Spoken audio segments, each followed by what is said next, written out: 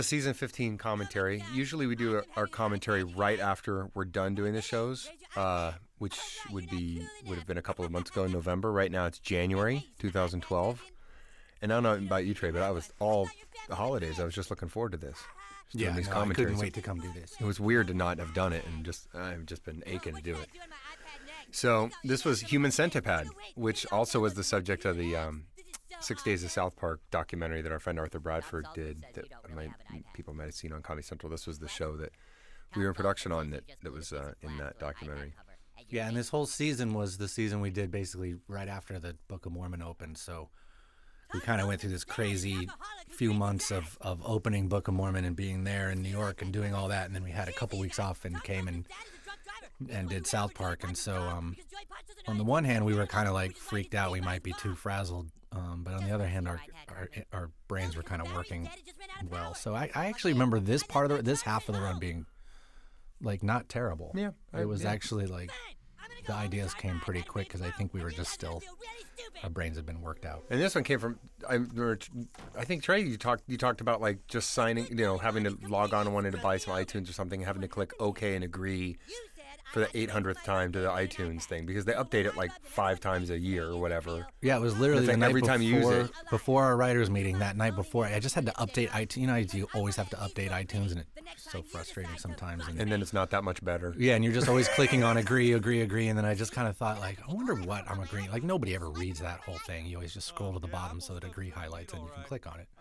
But so then the whole thing came on like, what if you're agreeing to something really messed up? And it came, of course, from seeing the Human Centipede movie. I don't know who said Human Centipede because I don't know. Whenever somebody said that, we were all pretty I think proud we of were ourselves talking about making fun of it. We were talking about doing a parody of Human Centipede, and then I think that it's like, well, what if you're agreeing to something really messed up, like being ass to mouth, and then I think Human Centipede came right out of it, and then you have a show. Once you say Human Centipede, you're like, well, we've just got to go do that.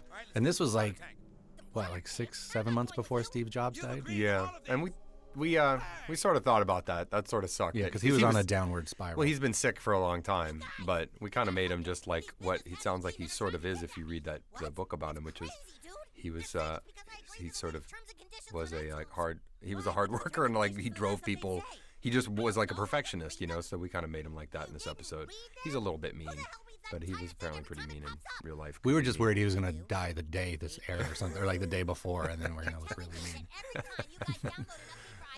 But I remember that there were a lot of people too. I remember a lot of people from this episode that were like, "Holy shit, that's the grossest thing I've ever seen," and they didn't know about Human Centipede. Yeah, we're like, dude, we didn't think of that.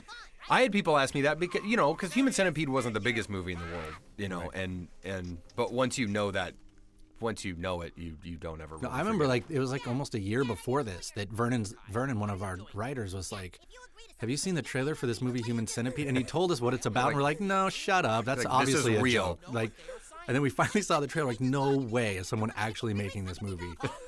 So it took us, and then I think it was like, several, after it had come to the theaters, and then I finally got the DVD of it, and it was just like, the anticipation of how bad it was going to be, like, was way worse than what it actually was. Like, when you're watching it, you're just kind of like, well, this is dumb.